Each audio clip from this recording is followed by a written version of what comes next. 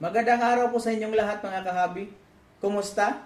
Sa nakikita niyo po dito, meron po tayong hook pipes para po ito sa pagre-refill ng ating mga tangke.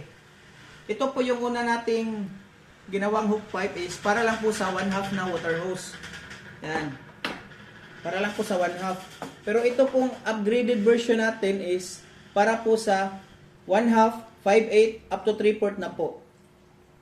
Ito pong unang hook pipe natin is para po sa 1/2 na water hose. Yan. Fit na fit po siya. Yan. Para po ito sa 1/2 na water hose.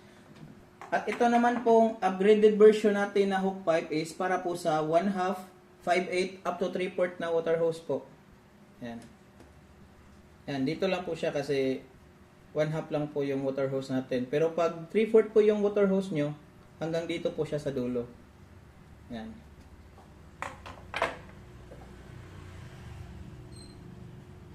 Yan.